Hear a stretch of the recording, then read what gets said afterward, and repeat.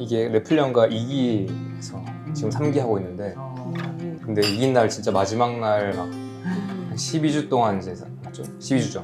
12주 동안 했는데 사람들이 너무 많이 바뀐 거예요. 막 소행 사례같이 막.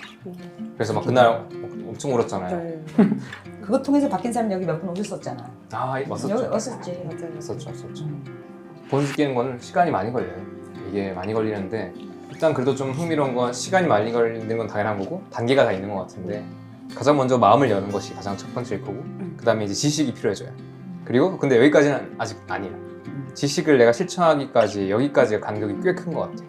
어떤 분들은 쉽게 사실 좀 쉽게 하신 거라고 볼 수도 있어요. 어떻게 보면. 저는 실천력이 되게 좋으시고 뭐 3개월 근데 뭐 중요한 해보지 뭐 이러는 거. 근데 하면 영락 없는 건 확실한 것 같고 근데 하기까지 하려고 보면은 나를 잡는 발목을 잡는 장애물들을 그렇지. 많이 있거든요. 왜 안 되는지도 모르는 그런 것들을 사실 극복해 나가려면 이제 일단은 얘가 항상 주장하는 그 주변 정리가 되지 않고는 한 가지 이걸 계속 해나갈 수가 없는 거거든요. 여러 가지 이렇게 뭔가 하려고 해도 뭔가 발목을 잡는 그 내 의지하고 상관없는 또 그런 것들 이런 것들이 이제 있는 사람들은 좀 시간이 걸리는데 그런 부분도 어쨌든 해결해 가면서 가는 것 같아요. 어려워요.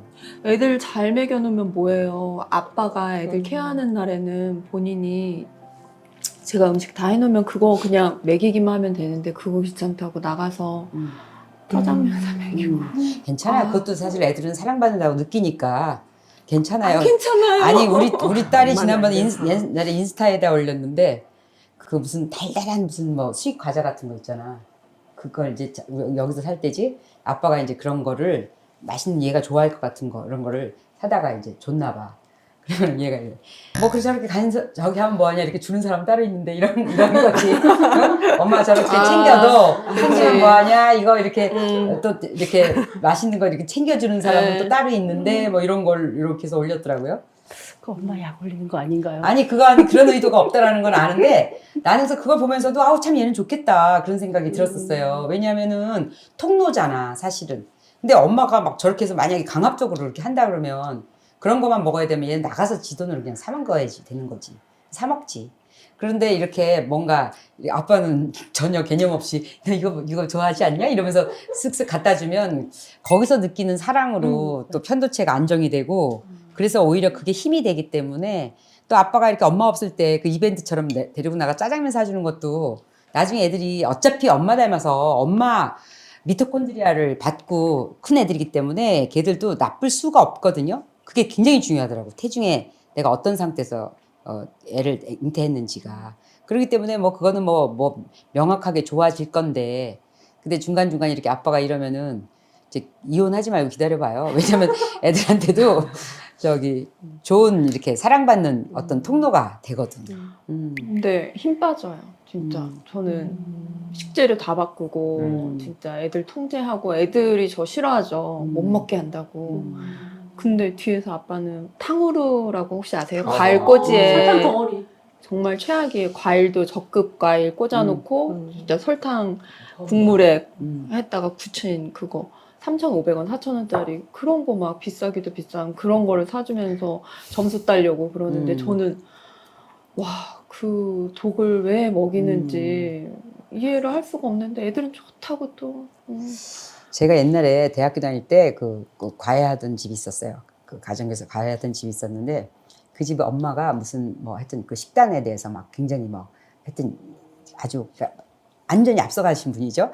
그때 뭐 흰쌀 안 되고 뭐 밀가루 안 되고 뭐 그런 거 흰설탕 안 되고 이제 그러면서 잡곡을 그 집에 가면 항상 이렇게 잡곡밥으로 밥을 해줬어요. 그때 이제 그런 거 많지 않을 때인지. 근데 걔네들이 용돈 있잖아요. 용돈으로 뭘 하냐면 봉투로 쌀을 사갖고 다녀요.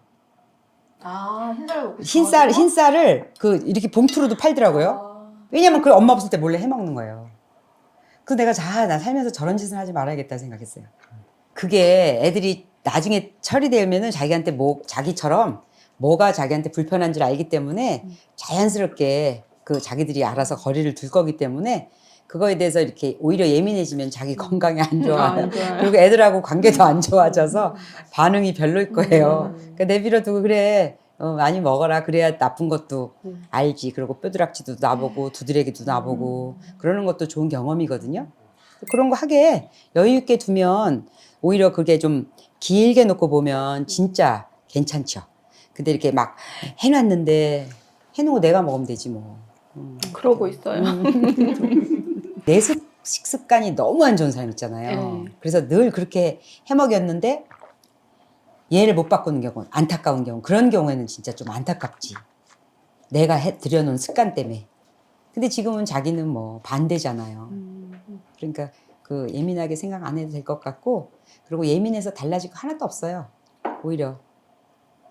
그래서 좋은 교육은 그냥 보여주고 끌리게 만드는 거라는 생각을 많이 하거든요. 이렇게 밀어넣고 뭔가 이렇게 푸시하고 뭔가 가르치려 드는 것보다.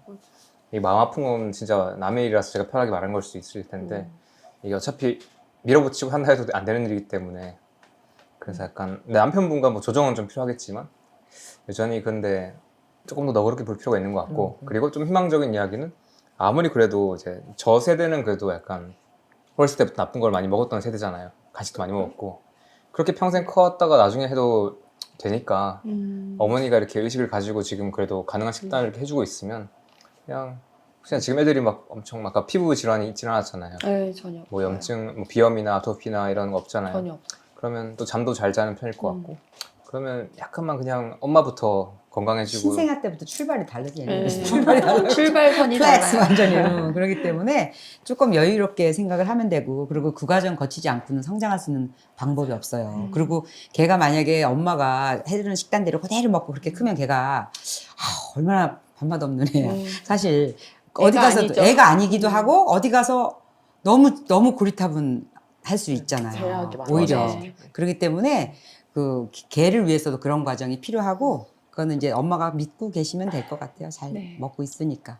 그리고 어차피 저처럼 이렇게 저희들처럼 이렇게 성인이 돼서 결국에는 다 자기 이것저것 해보다가 결국에 찾아가잖아요. 좋은 방법을. 그때 엄마가 오랫동안 맞아. 해왔던 것들이 결국은 결국엔 그렇게 돌아가게 되고 그게 맞구나 이게 본능적으로 알게 되는 것 같아요. 그래서 맞아, 계속 맞아. 하시면은 진짜 아이들한테 엄청 큰 힘이 될 것 같아요. 나중에. 그러니까 엄마는 식단 바뀔 리가 없으니까 네. 계속 문제가 없지.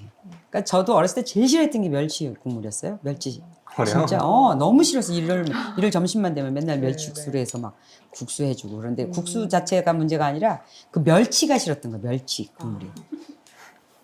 근데 내가 나이 먹으면 멸치만 먹고 앉았는데, 그래서 내가 너무 신기하면 제일 싫었던 게 콩을 좀 말로 사다가 맨날 쪄서 이렇게 놓고 얼려놓고 먹는 걸 보면은, 그 이번에 남해 여행 가서도 밤새 콩 깠잖아. 그 콩 보고 좋아서 거기서 사다가. 그러니까 자발적 동기가 나오게끔 하는 거. 그러니까 자발적 동기가 제일 중요하거든요. 근데 자발적 동기를 나올 기회가 한 번이라도 좋나? 없어요. 왜냐면 동기가 나오기 전에 내가 동기를 설명하고 동기를 끌고 거의 그렇잖아요. 멱살 잡고 가잖아요. 그러니까 자발적이라는 게 모르니까, 자발적이라는 게 무슨 뜻인지를 모르는 거예요. 그냥 언어일 뿐이야. 근데 내가 자발적으로 뭐가 일어나는 거는 이상하게 이제 음성적으로 일어나는 거지. 나중에 커서는. 그러면은 이제 대놓고 할 수 없는 것들. 근데 내가 뭘 어떤 식으로 풀어야 되는지를 모르기 때문에 하고는 싶고, 그러니까 막 노래방 가고 뭐 그 휴지 머리에다 돌돌 매고 막 그런, 그게 웃기는 얘기긴 하지만, 그런 데 가서 뭔가 나를 고삐를 풀어줬을 때 이렇게 무장해제되는 이상한 행태들을 보잖아요. 거기까지 안 가더라도 그러니까 내가 뭘 좋아하는지 모르는 사람들이 너무 많잖아요. 그러니까. 어른인데 30대, 40대, 50대인데 저거 되게 신기한 거는 그러니까 내가 누군지 모르겠다. 내가 뭘 좋아하는지를 모르겠다는 사람들이 너무 많은 거예요. 왜냐면 멱살 잡고 계속 갔으니까 멱살을 이제 놓아버리니까 나는 어디 가는지 모르는 거야. 그러니까 나중에 그게 없으면 버려진 느낌이 든대요. 오히려 길들여져서. 그러니까 헬리콥터처럼 이렇게 뭔가 자기가 항상 레이더망에 있었는데 헬리콥터가 안 뜨니까 좋은 게 아니라 나중에는 이제 불안하고 왜 나를 이렇게 막 그러면 이제 그때부터 이제 뭐 자기가 자립을 하는 건데 굉장히 허둥대게 되는 걸 많이 보는 것 같아요. 어떻게 그런데, 보면 의존한 거죠. 예. 본인도. 네. 그런데 그게 출발이 엄마의 사랑부터 시작한 거거든요. 사랑이라고 생각한 집착에서부터 출발된 거예요. 그러니까 나는 돌봐줬다고 생각하는데 돌본 게 아니라 걔를 이제 말하자면은 이 자발적인 동기를 이렇게 자꾸 이렇게 뒤로 미루게 한 거였지는 않았나 그렇게 생각이 들더라고요. 아니 자기는 신실 웃기만 하면서 나중에 또 얼마나 센 걸 터뜨리려고. 이런 얘기를 어디 가서 하겠어요. 솔직히 이런 얘기 들을 기회도 없잖아요. 이런 같은 생각을 가지고 있는 사람들 자체조차도 만나기 되게 힘든 맞아. 상황이라서 그냥 오는 것만은 되게 좋았는데 막 어제 좀 고민을 했어요. 난 도대체 무슨 말을 해야 되는 거야? 할 얘기 없는데. 보통 딱 저렇게 말하는 사람들이 이제 나는 그날 말 제일 많이 하는 성공도 사람. 하지도 않았고 아직도 진행 중이고 잘 모르겠고 막 뭘 해야 돼? 그래서 그래 그러면은 반대로 생각해보자. 이러면서 그렇지. 반대로 생각했어. 여기도 그렇고 저기 그리고 다 이렇게 되게 각자의 확고한 생각을 가지고 열심히 하셨잖아요. 여기도 실천력이 되게 좋으시니까 빠른 시간 내에 결과도 얻으셨고. 근데 저는 솔직히 얘기하면 키토제닉을 시작한 지도 3년이 넘었고요. 그리고 이제 그걸 하면서 이제 공감하는 분 엄청 많겠다 오늘 자기 얘기에. 키토제닉을 한 것도 3년이 넘었고 3년 가까이 되는 것 같고 실천은 안 해본 것도 아니고 열심히 안 해본 것도 아니고 나 정말 빡시게 했어 막 이랬지만 그런 시절이 있었고. 결과는 지금 현재인 거잖아요. 현재예요. 그래서 현재의 상태를 보면 저는 암 수술도 2번 했고요. 거봐라. 암 무섭게 수술도 나온. 2번 했고 근데 현재는 지금도 대사는 아직도 뭐 안 되는 것 같고 혈압약 계속 먹고 있고 그리고 암에 대한 재발의 그런 걱정도 안고 있고 이런 상태가 된 거죠. 어떤 암이었는데? 갑상선암이요. 언제쯤이었어요? 처음 발병이 2012년이었어요. 그때 아이가 4살, 6살이었어요. 근데 그때는 제 상사도 갑상선암이었어요. 근데 이제 갑상선암 수술하고 났더니 그 매스컴에서 난리가 난 거예요. 과잉 진료다. 이거는 병원에서 돈 벌려고 계속 초음파를 안 봐도 되는 건데 봐가면서 뭐 크기도 얼마 안 됐는데 뭐 일부러 막 검사를 해가지고 뭐 암을 만든다. 그리고 이 암은 뭐 착한 암이라 이게 뭐 전이도 별로 안 되고 뭐 이렇게 재발도 이렇게 낮은데도 불구하고 사람들한테 되게 좀 병원에서 돈 벌려고 하는 시기였다. 그렇게 얘기가 나오더라고요. 하고 난 다음에. 근데 저는 그렇게 생각 안 해요. 난 걸려봤잖아요. 암이잖아요. 암이 내 몸에 있대요. 근데 그걸 어떻게 그냥 가지고 있겠어요, 솔직히. 심지어 전절제를 했어요. 왜냐하면 암이 아닌 쪽에 또 혹이 있었는데 그게 되게 컸거든요. 그러니까 그냥 갑상선 암이 아니라 그냥 혹이. 그래가지고 이제 의사가 이제 전절제 하자고 해서 좋다고 해서 했죠. 다 떼어내는 거. 네, 다 떼어내는 거. 그러니까 저는 갑상선이 없어요. 근데 8년 뒤에 딱 그 자리에 딱 생긴 거예요, 또. 갑상선암이? 네, 혹이. 전 없잖아요. 다 잘라냈는데. 네. 그 자리에 딱 하나가 생겼어요, 하나가. 그래서 2020년도에 8년 만에 이제 2차가 걸려서 이제 다시 수술을 했죠. 근데 1차 때는 그 상사분도 걸렸고 저도 하고 났더니 그닥 몸이 불편한 걸 못 느꼈어요. 그러니까 왜 보통 우리 암이야 이러면 나 내일 죽어 막 이런 거였잖아요. 근데 저는 그때 당시에 그런 개념이 아무것도 없었어요, 솔직히. 아, 수술하면 된대. 아, 수술하면 되겠지. 그래서 좋다. 수술하자. 그러고 이제 끝나고 나서 했는데 아프지를 않아가지고. 그리고 갑상선암은 항암 치료 자체가 없어요. 그리고 무슨 동위 원소 치료하고 있는데 핵을 하나 먹어요. 그럼 이 핵이 내 몸에 들어가서 이 종류와 비슷한 암세포들을 찾아가서 이렇게 죽이는 거예요. 그러고 끝이에요. 그러고 나서 이제 혈액 검사를 해서 이게 수치가 내려가 있으면 끝이에요. 더 이상 뭐 항암 치료하고 그런 게 없어요. 그래서 저는 막 유방암 걸리면 항암 치료 엄청 많이 하시잖아요. 자궁암 이런 거. 그래서 그 고통은 잘 몰라요. 저는 안 해봤으니까. 그래서 그러고 나서 이제 세월이 이제 한 해, 2해 지나가고 다행히 이제 직장을 한 번 옮겼어요. 그 전에도 너무 힘들었는데 직장이 힘들었었는데 우연한 기회에 좋은 일이 생겨가지고 뭐 약간 시간 조율도 해주고 막 출근한 요일도 이렇게 좀 줄여주고 해가지고 이제 그런 쪽에 옮기게 됐어요. 그랬더니 이제 동네 친구가 그럼 너 나랑 같이 수영 한번 해볼래? 그러는 거예요. 수영 해보자. 그래서 그래 나 이제 관리 좀 해야 되잖아요. 수술했으니까 관리 좀 하자. 그래서 그래 그럼 수영하자. 그래서 그때 새벽 수영을 시작합니다. 제가. 근데 그걸 한 5년간 계속 해요. 새벽 수영에 6시 반 들어가고 6시 반 열심히 했어요. 심지어 이제 수영이 너무 좋아서 보통 좋아졌어요. 수영이 좋아졌어요. 좋아졌어요. 그래서 보통 강습하면은 뭐 월수금 아니면 화목 이러잖아요. 일주일치 끊어버려요. 할인해 주더라고요. 음. 그래가지고 일주일 내내 나가서 새벽 수영을 하고 심지어 토요일도 나가서 자유 수영을 막 합니다. 제가 너무 좋았어요. 그 수영이. 그리고 우연찮게 이게 둘째 어린이집 다니는 이제 엄마들 직장맘들 이렇게 모임이 있더라고요. 거기 누가 초대해 줘가지고 나갔는데 저를 포함해서 갑상선 암을 4명 수술한 거예요. 그럼 몇 명이지? 12명 중에 4명이 갑상선 암 수술한 거예요. 심지어 다 전절제예요. 보통은 왜 한쪽에 혹이 있으면 이렇게 한쪽 남겨두고 막 이런단 말이에요. 근데 다들 막 그렇게 수술해가지고 막 우리 막 으쌰으쌰 했잖아요. 잘 살아보자 이러면서. 그렇겠다. 같은 질병을 안고 이제 수술도 하고 이제 애들 또 애들이 다 또 4살, 2살 이렇게 2살 차인 거예요. 또 다들. 또 다 딸이야 또. 그래가지고 우리 막 되게 막 그 공감 느끼면서 헬스 쓰고 막 그랬겠네요.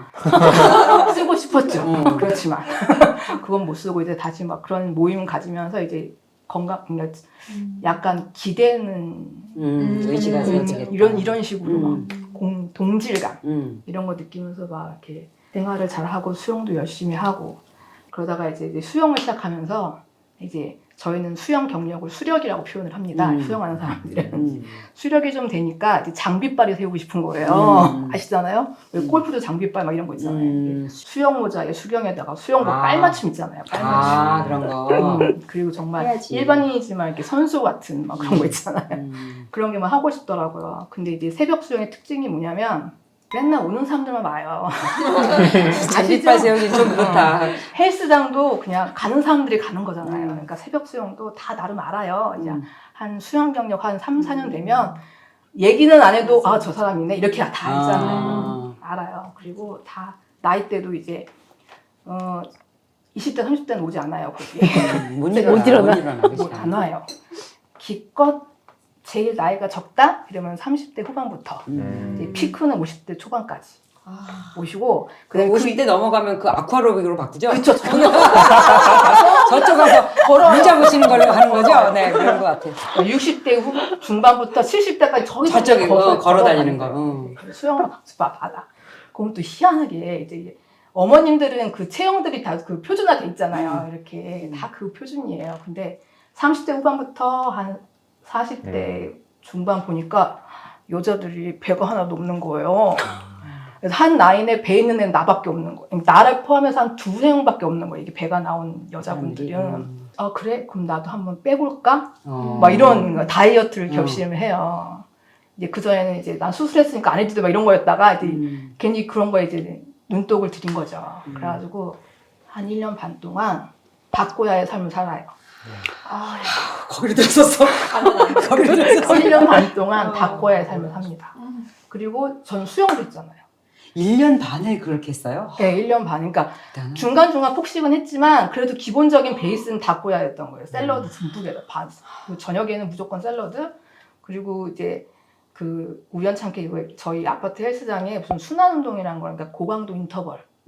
관장이 그걸 막 시키는 거예요. 근데 그걸 하고 나니까 또 뿜뿜이 된 거죠. 이제 또 막 살이 더 잘 빠져. 막 그래가지고 근데 그것도 이제 하고 막 그거 안 하면은 막 괜히 막 그 2시간 동안 걷고 오고 막 이랬어요. 저녁에 퇴근하고. 근데 정말 그 강박, 운동 강박 있잖아요. 밤 1시라도 하는 거.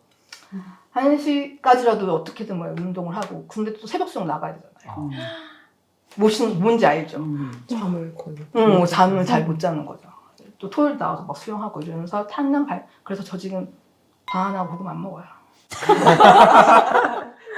먹어도 이상한 거지. 아유, 너무 근데 짜증나. 닭가슴살은 먹어요. 근데 정말 바나나와 고구마는 지금도 안 먹습니다. 그래서 1년 반 동안 그걸 했는데 이제 한 1년 정말 그 빡시게 하고 살이 이제 정말 많이 빠졌어요. 그랬더니 이제 수영장에 난리가 난 거예요. 근데 더 웃긴 건 뭐냐면 저한테는 안 물어봐요. 저한테는 안 물어봐요. 어떻게 했는지?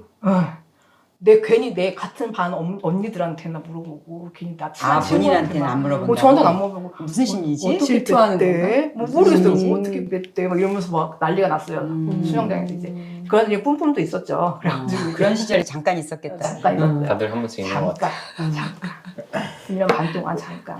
재밌어. 리즈 시절. 정말 그때 리즈였어요. 지금 그래서 제가 그때 다들 사진 꺼내. 바탕화면에 깔아놨어요. 그때 사진을? 별로 보지 뭐 그냥 이야. 그냥 그래요.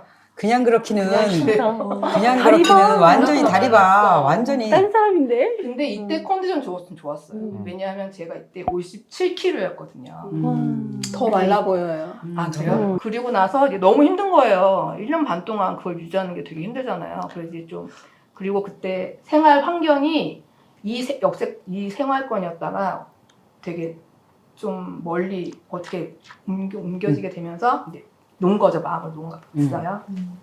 19년도 초에 그렇게 옮기게 됐는데, 그러면서 이제 수영도 못하게 됐고, 아이고. 당연히 운동도 못하죠. 그러니까 운동도 못하니까 마음도 내려놨어요. 그냥 원래 나로 이제 돌아가죠. 그랬더니 살이 야금야금 찌더라고요. 전 그렇게 급격하게 요요는 안 오는데 정말 살이 야금야금 이렇게 찌더라고요. 근데 안 먹는다고 이제 빠지진 않고. 그래도 이제 틈틈이 운동하던 그런 거 있으니까 산책 같은 것도 하고. 수영 너무 하고 싶었겠다. 너무 하고 싶었어, 진짜. 진짜 너무 하고 싶었는데. 닭고야도 끊으셨어요. 네, 그렇죠. 닭고야. 바나나 공원 절대 안 먹었죠. 그리고 이제 제가 그런 다음에 19년도에 저는 이제 암 환자였으니까 1년에 한 번씩 정기검진이라는 걸 하잖아요. 의사가 그때는 또 2년에 한 번씩 하자는 거예요. 선생님 저 무서워서 안 되겠어요. 그냥 1년에 한 번씩 해주세요. 그래가지고 1년에 한 번씩 했어요. 그럼 2019년 10월 달에 깨끗했어요. 그때 막 피검사도 하고 다 초음파도 했는데 너무 깨끗했어. 그때 운동할 당시? 아니요, 이제 운동도 끊고 이제 그냥 평소에 생활하고 그냥 그 정기검진 하는 해였으니까 갔더니 그냥 깨끗했어요, 저는. 그런데 2019년 11월 달에 정말 저한테 커다란 스트레스가 왔어요. 개인적인 일이니까 11월 달부터 그게 2020년 6월까지 그게 이어져요. 그 생활이. 스트레스에 정말. 근데 저는 그때 당시 저는 제 마음을 속였던 것 같아요. 아, 난 스트레스 안 받아. 괜찮아. 이거 다 시간이 해결해 줄 거야. 그리고 괜히 나 혼자 미련을 삼았던 거죠. 근데 내 몸은 그게 아니었던 것 같아요. 그래서 일단은 그러면서 이제 코로나 터졌잖아요. 19년도에. 이 12월 달부터. 20년. 아, 20년. 그렇죠. 응. 그래가지고 수영장 다 폐쇄. 헬스장 다 폐쇄. 아무것도 할 수가 없었어요. 집에서 그 스트레스 상황만 받고 있었어야 되는 거죠. 그래서 2020년 6월 달쯤에 그 상황이 잘 마무리가 돼서 20년도 7월에는 완전히 말끔히 생활이 해소가 됐는데 1년에 한 번씩 정기검진이 있잖아요. 그렇지. 2020년 10월에 갑자기 무서워진다. 갔는데 딱 생긴 거죠. 암이 또? 네. 그래서 스트레스가 정말 중요하구나를 저는 몸으로 느낀 사람이에요. 어느 쪽에 생긴 또 갑상선 아니고? 저는 왼쪽에 다시 생겼더라고요. 어차피 저는 없잖아요. 가운데 다 없으니까. 근데 딱 여기 왼쪽에 생겼어요.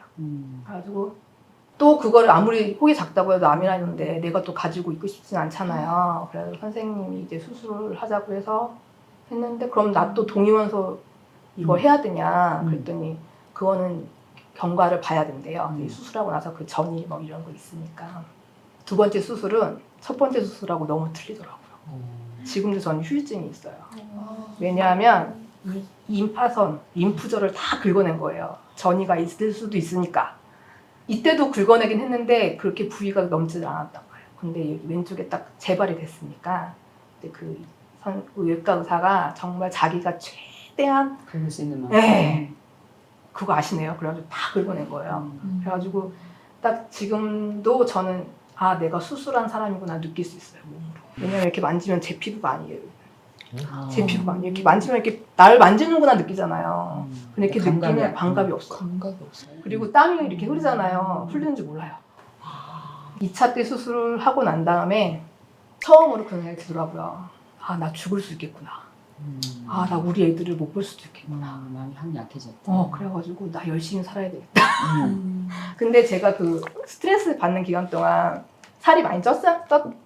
그러니까 그때 이 닭고야는 너무 하기 싫은 거예요. 못 하겠는 거예요, 다시는. 운동도 하기 싫고, 나 내 몸 속하기 싫으니까 뭐가 있을까. 그래가지고 이제 찾다가 지방의 누명이 딱 떴어요. 유튜브에. 지방의 누명이 딱 떴는데 보고 나서 획기적이잖아요. 그걸 딱 보면서 되게 재밌다. 그러면서 이제 시리즈를 다 봤어요. 지방의 SBS, MBC, 뭐 1일 1식, 뭐 간헐적 단식 다 봤어요. 너무 재밌는 거예요. 그래서 지금 봤는데 그렇게 보고 있는 찰나에 이제 그리고 그때 당시에 그 지방의 누명에 기능의학이 나오잖아요. 그 암세포를 죽이는 식단이라고 뭐 얘기해주고 뭐 이러길래 눈이 확 뜬 거죠. 그래서 그럼 난 이제 다음에 또 걸리면 기능의학으로 치료를 해보자. 그래가지고 이제 막 서치를 하다가 그 송지현 원장님이 다행히 수원 쪽에서 하고 계세요. 맞아요. 잘 됐다. 그래가지고 이제 수술 날짜를 잡고 다행히 예약 날짜가 좀 빨리 잡혀가지고 수술 후에 3주 뒤인가 예약이 잡혔어요. 무슨 수술이요? 그 2차 수술, 암 수술. 그래가지고 기능의학으로 된 이제 치료법을 해주는데 그 비타민 C 고함량으로 막 그 주사 맞춰주고 알았어. 아연 맞춰주고 셀레늄 맞춰주고 이제 그거를 이제 계속 지속적으로 하는 거였어요. 그리고 식단은 이제 키토제닉 식단으로. 저는 거의 무탄수였어요 그때. 그때 원장님이 치료해야 돼. 보리차도 먹지 말라고 그랬어요. 그거 절대 무탄수하고 그 뭐지 지방 많이 먹고 그리고 그때 당시에 이제 모발도 검사를 하고요. 그리고 알레르기, 음식 알레르기 검사한 건 다 했죠. 뭐 피 검사도 하고 표시까지. 뭐 지연성 알러지. 예, 다 했어요. 그랬는데 이제 지연성 알레르기 식품으로는 정말 먹을 수 있는 거는 고기 종류하고 잎채소밖에 없었어요. 심지어 막 토마토, 당근 이거 다 알러지 나오고 아몬드도 나오더라고요. 아몬드도 저도 나오고 그리고 제일 만만한 달걀도 막 근데 높게 나오는 거예요. 유제품은 당연히 높게 나오니까. 그래서 먹을 수 있는 게 없다라고 그때 당시 생각했는데 지금 생각해 보면 어차피 다른 건 다 먹을 수 있는 거잖아요. 그래서 그러니까 무탄수로 해서 철저하게 식단을 하면서 고함량 비타민 C 주사는 일주일에 2번씩 가서 막 맞고 되게 열심히 했어요, 진짜. 근데 이제 한 3개월 지나니까 딱 4kg 빠졌어요, 4kg. 4kg 빠지고 그 이후에는 아무런 변화가 없는 거예요. 그러면서 이제 깨도 부리고 있고 결과도 안 좋고 근데 또 매너리즘에 빠져 네. 있고. 내가 왜 이렇게까지 해야 그렇지. 되는 거야. 뭐 카페나 이런 데 들어가 보면 다들 막 그 3개월에 10kg 빠지고 막 뭐 한다는데 아니 그때도 내가 건강보다는 그 살 빠짐에 대해서 되게 그런 거에 그렇지. 포커스가 맞춰져 있던 것 같아요. 지금 생각해 보면. 근데 이제 그런 글들을 보면서 이제 나는 왜 이러고 있는 거야? 이걸 과연 해야 되는 거야? 막 이런 생각을 하고 있었죠. 그러다가 겸님 영상을 딱 보게 됐죠. 너무 재미가 없는 거예요. 길고 너무 졸려. 너무 졸려. 잠자고 싶을 때 틀었구나. 너무 잘 잤어요. 그게 그러다가 수면 유도 수면 유도 영상이야. 네. 그런데 이제 통키님이랑 그 처음에 처음 찍으셨잖아요. 그거 인터뷰. 그걸 듣는데 이제 저렇게도 될 수 있구나. 근데 저분은 고도비만이었으니까 되지 않았을까 이게 그런 생각을 하면서 봤어요. 재밌더라고요. 그건 안 졸렸어요. 봤고 그 다음에 에리님 영상이었어요. 근데 그 에리님이 나오셔가지고 이제 겸님을 쳐다보면서 이제 얘기를 하시는데 너무 넌 다 믿을 거야 이런 거 있잖아요. 내 눈빛에서. 너는 내가 다 믿을 수 있어. 티가 났구나. 너무 티가 나더라고요. 그래가지고 그래서 계속 이 영상을 보면서 제가 이제 6월달에 정말 큰 결심을 한번 해봐요. 이제 그때는 이제 생각이 약간 그런 식으로 바뀌었어요. 그러니까 몸무게를 줄이는 것보다는 혈압약이 너무 끊고 싶은 거예요. 혈압약 먹고 있어요? 너무 웃기지 않아요? 잠시만, 갑상선 약이랑 혈압약 계속 네, 먹고 있는 거죠? 네. 언제부터요? 그 1차 수술할 때부터. 왜냐면 그때도 혈압이 높았어요. 고지혈증 약은 안 먹고? 그래서 둘째 임신해서 너무 혈압이 높아가지고 약 먹자 그랬는데 안 먹었었거든요. 근데 이제 1차 수술하고 나서는 안 되겠다 싶어서 계속 먹고 있었어요. 근데 살을 그렇게 빼도 10몇 킬로를 빼도 혈압은 높고 혈압약을 계속 먹어야 돼요. 약을 먹고 있는데도 120, 80이 정상이라면서요. 그게 안 나오는 거예요. 약을 계속. 먹어도? 약을 먹어도. 그래가지고 제가 6월달에 결심을 한번 해봐요. 아침 일어나자마자 혈압을 재서 타임스탬프 사진을 딱 찍어요. 그리고 이제 그날 이제 무슨 일 있어도 유산소 운동하고 식단도 저탄수로 확실하게. 그렇지만 이제 예리님이 해주신 그 기름 좀 이제 먹고 막 이런 식으로 열심히 했죠. 한 달 동안에. 근데 별 반응이 없더라고. 그 혈압약을 끊을 수 있는 그런 수치는 안 나오더라고. 보통 보면은 왜 뭐 그 저혈압 나와가지고 혈압약 끊잖아요. 근데 그게 안 되더라고요. 그래서 되게 이상한 거예요. 저는 제 자신이. 나는 왜 안 돼? 도대체 난 뭐야? 심지어 혈액 검사 다 깨끗하거든요. 저는. 그 해주신 의사분이 저한테 그랬어요. 인슐린 저항성도 없는데? 이렇게 얘기했거든요. 근데 송지현 원장님의 말이 현타가 왔어요. 모발 검사를 했는데 중금속이 그렇게 높게 나오는 게 없어요. 다 그냥 보통이에요. 그리고 뭐 혈액 검사도 깨끗하잖아요. 그래가지고 전 선생님 전 도대체 왜 암이 걸린 거예요? 그랬더니 스트레스라는 거. 그치. 그때 당시에 그 스트레스 그거 하나로 딱 답이 나왔다는 거죠. 근데 이제 궁금한 거 몇 가지만 좀 보고 싶은데 암 관련해서 스트레스 말고 혹시 뭐 생활 습관에서 의심됐던 거 없어요? 생활 습관에서 힘들었던 거야? 의심되는 거. 의심되는 아, 원인도 있어요. 의심되는 거? 네. 의심되는 거야 식습관이었죠. 근데 저는 어렸을 때부터 흰쌀밥 진짜 좋아했어요. 그리고 식빵 많이 좋아했고, 그리고 제가 그러니까 직장 옮기기 전에 일하던 그 직장 상태가 1년에 상반기에 모든 세무신고가 몰려있어요. 큰 세무신고가. 아시죠? 사업을 하시니까. 1년에 상반기를 거의 막 맨날 야근하고, 휴일날 나와서 일하고, 심지어 밤새서 일하고, 뭐 여기 있네요. 하여튼 막 그 일이 되게 좀 이렇게 밀렸어요. 그러면서 이제 앉아서 맨날 일을 하니까 먹는 건 족족 이제. 같이 망가지고. 그리고 이제 커피 믹스를 하루에 9잔씩 먹거든요. 아유, 그거는 뭐 스트레스라고 할 수가 없는 게 아니라 명확하시네. 그러니까 1차 걸리기까지는, 맞아. 1차 고민까지는. 그리고 이런 일을 얼마나 오래 하셨어요? 저 그 세무 일을 10년 정도 했어요. 10년. 27부터 했으니까 10년 했고, 지금도 이제 일단은 회계를 하고 있는데 그렇게까지 힘들긴 안 하는 거죠. 이제 스케줄이 좀 네, 유연해졌다는 지금 게. 많이 유연하니까. 그러면 약간 이 케이스는 이제 제가 보기엔 명확한 거 두 가지인데, 첫 번째 일단은 이미 뭐 암 걸리는 거는 이미 스트레스가 아니라 스트레스 이전에 이미 뭐 수면이 엉망이고 수면과 식단도 같이 망가져 있을 거고, 암을 유발하는 식단도 명확하게 있었을 것 같고, 거기에 스트레스까지 있으니까 영락없이 암을 유발하는 식단이었던 것 같아요. 생활이었던 것 같고. 네네. 어쨌든 그것 때문에 마음 아프게도 갑상선이 없어졌잖아요.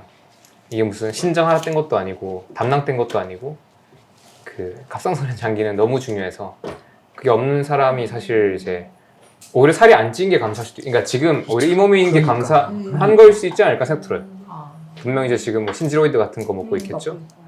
그러니까 그런 걸로 이제 억지로 대체하고 있지만 지금 뭔가 원래 있어야 될 부품 하나 없이 가고 있는 거라서, 그래서 사실 지금은 오히려 그냥 체중이 더 이상 목적이 될 수는 없을 것 같다는 생각이 들어요. 물론 더 갈 수도 있겠죠. 분명히 더 간 적도 있었으니까 할 수 있을 것 같은데, 그래도 보통 사람들과 너무 다른 맥락이라는 건 명확한 것 같아요. 결국에는 가장 중요한 거는 이제 삶과 마음의 평안인 것 같다. 그래서 약간 그게 갖춰지는 날 감량이 따라올 수도 있다는 생각이 들고, 아니어도 문제가 없다는 생각도 들고, 그래서 약간 좀, 근데 이건 시간이 많이 걸릴 것 같아요. 아, 에린이 그 말씀 하시더라고. 제가 에린님한테 한 달 전쯤인가 이제 그냥 제가 일을 하면서 되게 감사하게도 운이 좋게도 되게 그렇게 보통 사람들이 많지 않은 나이잖아요. 여러분들이 치면 그 나이 때 약간 좀 좋은 건, 보통 우리가 살면서 좋다고 하는 것들 있잖아요. 그런 것들이 저한테 되게 무가치해 보이는 거야. 가치가 없다는 아니고 되게 그냥 나한테 별로 재미가 없는 거야. 그러니까 저 비싼 차, 뭐 저런 누군가의 타이틀 이런 것들이, 뭐 돈 이런 것들이 되게 아무런 그냥 느낌이 없는 거야 나한테. 그리고 그냥 왜냐면 나는 이런 즐거움을 알잖아요. 그러니까 매주마다 또 저도 이렇게 만나면서 그냥 사람들한테 어쨌든 건강 콘텐츠라고 해서 사람들한테 도움을 주고, 그것들 통해서 누군가 도움 받고 또는 존중받고, 여러분들 저한테 존중을 주셨잖아요. 그리고 약간 이제 영상을 댓글로나 이제 메일로 이렇게 진짜 바뀌는 사람들이 너무 많으니까 감사함을 받고. 막 이 삶에 있으니까 이제 중요한 게 뭔지가 너무 명확해지는 것 같아요. 그리고 불필요했던 것들이 되게 약간 힘 빠지는 것 같아요. 그러니까 남들이 나를 어떻게 보는지 신경 별로 안 쓰죠. 진짜를 봐버린 거야, 니가. 진짜 삶에서 진짜 우리가 그런 것들을 찾기 위해서 공부도 하고 집도 사고 아이들도 좀 잘 키워보려고 하는 그런 것들을 지금 우리는 지금 핵심적으로 지금 본질을 먼저 봐버린 거지. 그러니까 진품 하나를 지금 봤는데 사람들이 막 이미테이션 갖고 할 때 그냥 거기 안 덤비는 거지. 뭐 그냥 구지그닥 뭐 이렇게 되는 거지. 너무 좋은 걸 봐버렸기 때문에. 그래서 에림한테 딱 그 말 했어요. 그냥 나 이거 너무 좋다. 그냥 난 이거만 계속 될 거, 이게 전부인 것 같은데요. 너무 그냥 그러니까 약간 다른 것들이 이제 별로 의미 없어져요. 뭐 구독자 숫자 의미 없고, 그냥 뭐 돈 얼마 벌리는지 이건 의미 없는 거고, 그냥 이거 꾸준하게 잘할 수 있으면 좋겠다. 더 잘하고 싶다. 이런 느낌밖에 없다고 하니까 에린이 그 말 하더라고. 내가 살아보니까 그거보다 더 큰 즐거움은 없어. 그게 다야. 그냥 그게 다인 거야. 그러니까 네가 남한테 뭔가 네가 너 잘 살 수 있고 남한테 도움 줄 수 있는 거, 그러면 그건 끝이 나는 거고 그 이상의 즐거움은 없다라고 하시더라고. 근데 그 말 들으니까 저는 되게 막 이제 더 평안해지는 거예요. 스스로도 그럴 것 같았는데, 그럼 내가 더 이상의 것을 쫓을 필요는 없구나. 그냥 이 안에서 내가 그냥 계속해서 그냥 뭔가 그냥 잘 해나가면 되는구나. 제 의도를 빼도 되는구나. 그러니까 예전에는 뭔가 빠른 시일 안에 더 많은 사람들한테 뭔가 이렇게 해야 된다는 느낌이 있었는데, 지금은 이제 그냥 좀 편하게 그냥 내가 이 안에서 어차피 죽을 때까지 할 거니까 좀 그냥 편안하게 가자. 그냥 실수하지 말고 나쁜 짓 하지 말고 항상 초심 잃지 않고 그냥 가자. 그러면 끝난다. 아, 그리고 아까 말했던 것처럼 순간에 집중하자. 이 어텐드, 어. 그러니까 인텐드 없는 어텐드. 네. 그게 우리를 심플하게 하고 행복하게 하는 비법인 것 같아. 그래서 약간 저도 약간 좀 평안해진 느낌이 있잖아요. 그냥 힘이 좀 빠진 것 같아. 이제 좀 약간 긴장도 좀 거의 없고 너무 힘이 빠지. 이렇게 된들 저렇게 된들 음. 영락 없이 되겠지 뭐 이런 느낌도 있고. 그게 술이라는 것 같아요. 술이라는 게 반드시 있는데 나는 그걸 거슬러서라도 내가 이루고 싶은 게 있잖아. 네. 그러니까 대가를 치러가면서. 근데 물론 그거를 이렇게 일률적으로 말을 할 수가 없는 게 뭐냐면 뭔가를 이뤄야 그 다음에 내려놓지. 근데 지금 뭔가를 의지를 세우고 20대, 30대 뭔가를 투지를 가지고 해야 될 때는 그걸 사실 해야 그 다음번에 뭐가 이렇게 내려놓거나 얘 7년 세월이 없으면 그때부터 만약 이런 마음이었다면 다졌다 그러면 속 터져 죽는 거야. 너희 엄마하고 속 터져 죽는 거야. 근데 그러고 났을 때 그때 이제 알아채는 그런 걸 알아야지. 그게 지성인 것 같아요.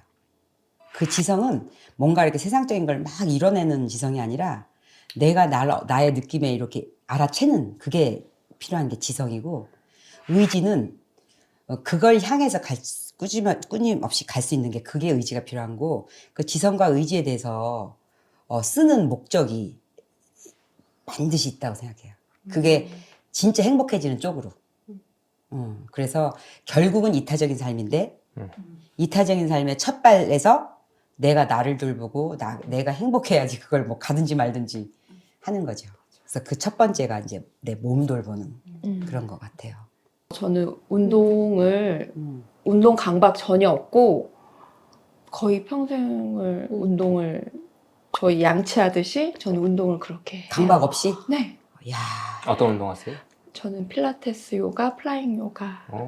운동 좋아하시는구나. 네. 좋아하지 않고는 저런 몸이 안 되지. 그러니까 근육 키우는 거는 원치 않은데 딱 요거 3가지 정도는 제가 평생 하기에는 딱 좋은 것 같아가지고. 야, 진짜 부럽다. 요가는 특히 명상하기에 너무 좋고 멍 때리는 거를 평소에 너무 좋아하거든요. 그게 그래서 굉장히 휴식이더라고요. 네, 누가 취미가 뭐예요? 그러면 저는 진짜 늘 한결같이 멍 때리기요. 에? 아니 그거 말고 진짜 취미 멍 때리기요. 그 정도로 멍 때리기를 너무 좋아하는데 요가 하고 나서 더 좋아지네. 마음이 진짜 고요하고 그 멍 상태를 때리기의 아니까. 네, 깊이가 더 깊어졌어요. 제대로 진짜 네. 부럽다. 오늘 어떠셨어요? 저는 어저께 너무 설레고 떨려가지고 숙면을 취하는 게 저희의 스타일스인데 할 수 있을까 했는데 너무 잘 잤고 네. 근데 아침 되니까 또 떨리는 거예요. 그래서 그 안정액이라고 해서 약국에서 한약들 조합해가지고 파는 게 있어요. 그거 전에 어떤 시험 준비할 때 먹었는데 효과가 확실히 틀려? 졸려가지고 시험을 막 못 볼 정도로 그래서 그거를 그렇게 안정시키는구나. 딱 지하철 타고 20분 뒤에 먹었어요. 1시간 전에 효과를 효과를 발휘하기 발휘하려고. 위해서.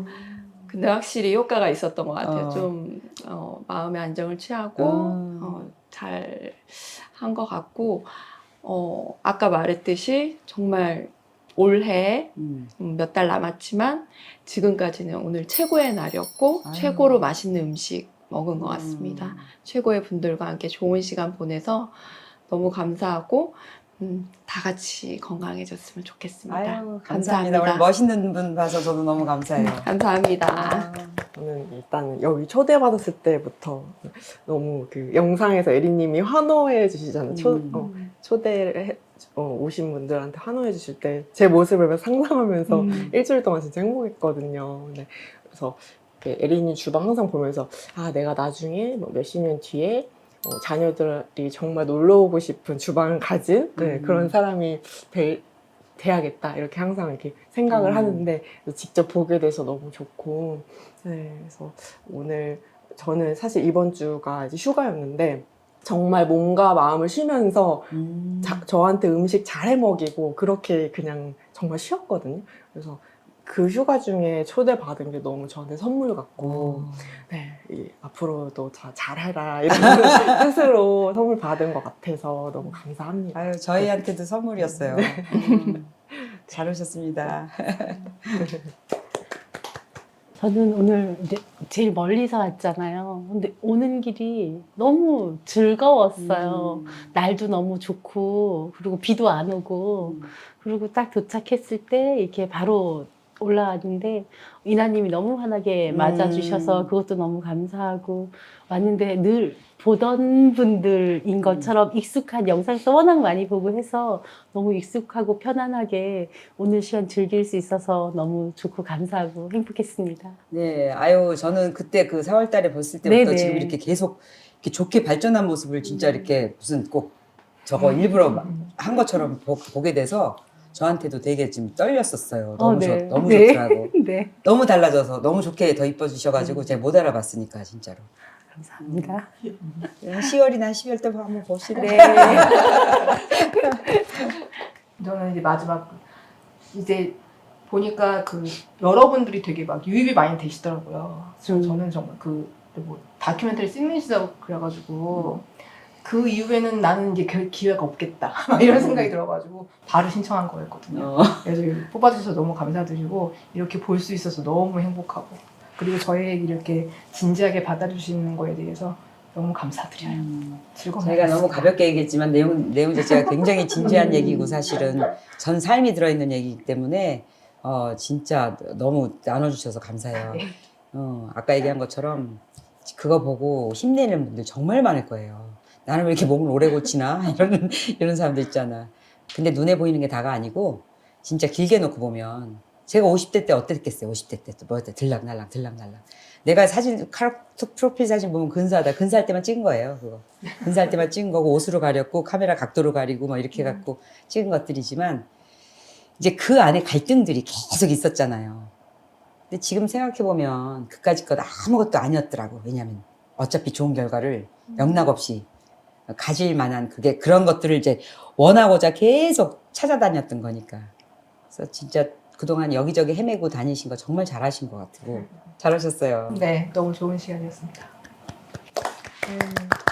아유, 하여튼 뭐 맨날 하는 얘기 똑같아요.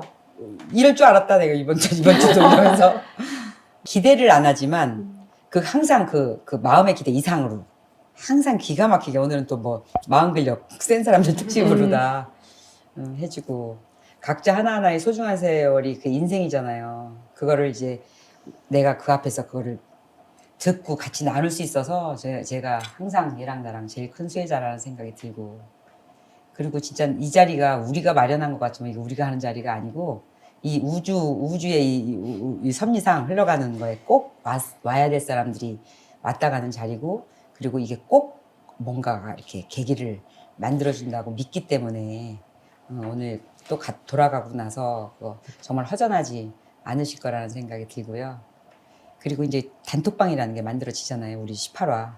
그러니까 요리하신 거 사진도 좀 올리시고 그럼 제가 답을 하든 안 하든 또 이렇게 시간 될 때 또 하고 하니까 그렇게 하고 시작이지 이게 시작. 여기서 한번 끝나는 게 아니기 때문에 그렇게 하다가 보면은 이제 앞으로 어떨지 모르죠. 그래서 오늘 정말 감사했어요. 같이 나눠주셔서 고맙습니다. 감사합니다. 마지막인데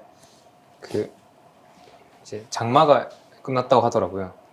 근데 뭔가 이 시즌이 되면 저는 약간 작년 이때가 생각나거든요. 작년 딱 이 비 많이 오고 이럴 때가 진짜 엄청 힘들 때였거든요. 영상에서 막 울고 그럴 때 유튜브 찍다 울고 그럴 때 아, 그랬어요? 그러니까 작년 7월은 정말 저희 팀한테 아, 저희 공동대표랑 약간 진짜 지옥 같은 시간이었고 겉으로는 티가 안 났지만 이제 이거 더 못할 수도 있겠다라는 시점이었는데 돌아보니까 또 1년이 지나서 상황이 많이 바뀌어 있는 게 저한테 그러니까 이 시기가 되니까 작년 1년 전에 뭔가 눈 뜬 순간부터 잠들기 그때까지 불안했던 그때가 생각나더라고요. 요즘에 약간 그런 생각 좀 하는 것 같아요. 그래서 참 뭔가 뭘까라는 생각을 많이 해요. 그냥 뭐 인생 뭘까 이런 생각 많이 하는데 또 다시 겸손해지고 근데 그러면서 여전히 바라보는 분들 보면서 그러니까 제 케이스는 또 제 케이스고 다 상황이 다 있을 거잖아요. 어떤 분들은 지금 뭐 경제적 상황을 해결하는 상황도 있을 것이고 어떤 사람들은 어떤 기초적인 건강 상태가 만들어진 분들, 인간관계에 지금 엉망인 분들 다 문제가 있을 것이고 그래서 사실 좀 조심스럽기도 해요. 우리가 어떤 솔루션을 함부로 얘기하는 게 어렵다. 그렇지. 이런 또 좋은 상황들이 누군가한테 또 절망일 수도 있거든요. 그렇지. 근데 그분들은 아마 또 다른 해결할 문제들이 있을 거야. 누군가는 진짜 금전적인 것 때문에 이런 밥 재료 사는 것도 부담스러울 수도 있고. 그렇죠. 그래서 약간 뭐 이런 거 새로운 그릇 좀 잘 그만 좀 내. 그럴 수도 있고. 그래서 뭔가 제가 이제 작년 1년 시작할 때 딱 지옥길을 걷고 있다 생각했는데 그때 되게 많이 봤던 그 글이 뭐 처칠이 한 말 같은데 지옥길을 걷고 있다면 그냥 끝까지 가라라는 말이었거든요. 근데 그냥 각자가 전투를 하고 있다라는 걸 알고 있고 그 전투가 쉽지 않음을 알고 있고 뭐 제가 함부로 그걸 재단하거나 평가를 권한도 없고 각자 그걸 잘 이겨내셔야 되고 그냥 그런 말을 하고 싶었어요. 그냥 각자 잘 방향 찾으셔가지고 잘 이겨내시고 근데 그 끝은 분명히 다른 것이 있을 것이라는 명확한 것 같아요. 그래서 다들 조금 오늘 영상 보시는 분들이 또 이야기 듣고 많이 힘을 얻으실 것 같은데 그냥 가다 보면 뭔가 1년 뒤에 또 다른 여름이 올 것이고 그때 또 뭔가 웃고 있을 수도 있다. 그러니까 멈추지 말고 그냥 가던 길 가자. 방향이 맞으면 그런 말을 하고 싶었습니다. 아유 오늘 잘하셨어요. 안녕하세요. 감사합니다.